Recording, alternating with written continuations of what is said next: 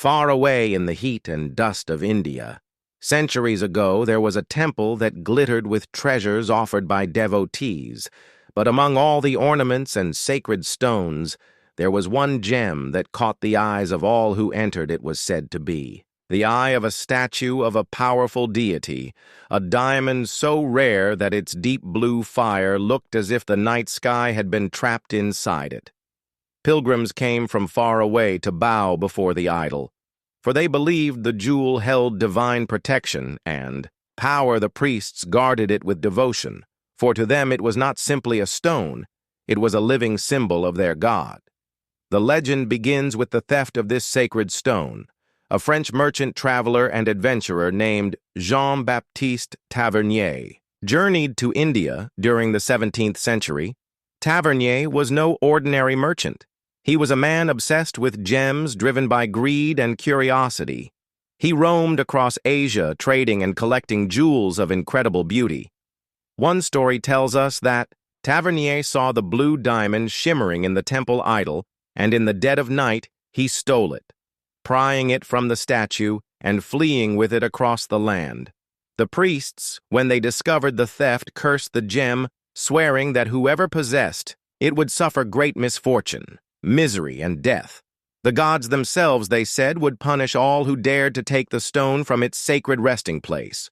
Whether or not Tavernier truly stole the gem from a temple, or whether he simply purchased it from a trader, is debated among historians, but the legend of the curse took hold early and stuck like a shadow to the stone. What is undeniable is that Tavernier returned to Europe with the diamond. Among other treasures, he presented the gem to the French court, and its extraordinary color stunned everyone. Unlike clear diamonds, this stone burned with a rare deep blue, a hue that seemed to shimmer with mystery. King Louis XIV of France, the Sun King himself, purchased it. Tavernier became rich and famous, yet even his story turned dark. According to tales, his fortune dwindled in later years. Some say he fell into disgrace.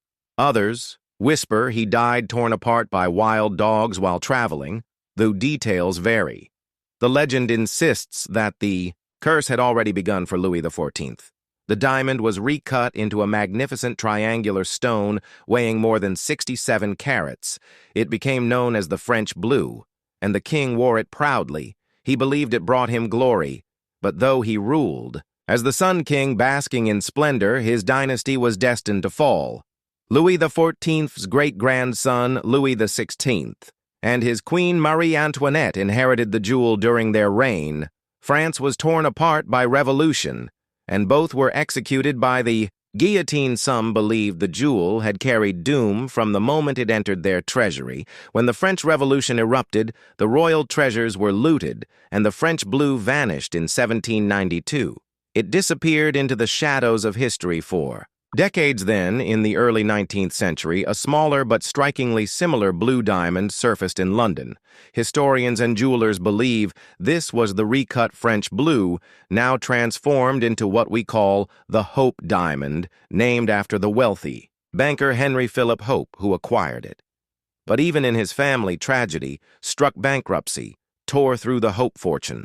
Disputes erupted over the stone, and later generations suffered ruin and despair.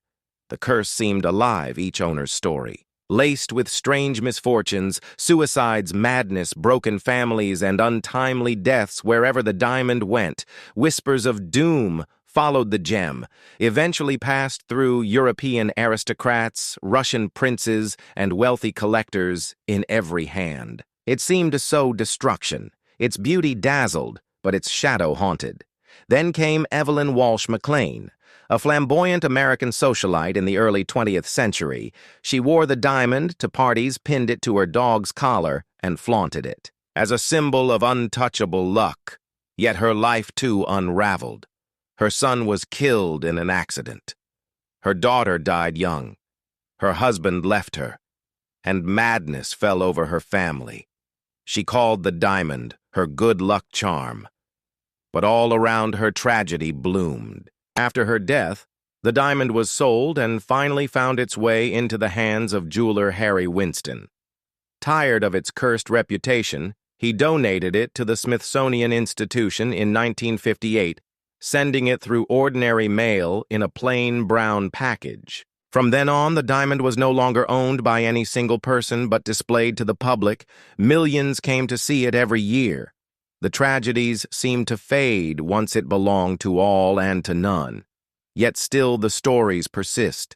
People look at its deep blue glow and whisper about the curse, the temple in India, the ruined kings, the fallen queens, the broken fortunes, the deaths, and the despair. No matter how many scientists test its composition or measure its brilliance, the legends cannot be erased the hope.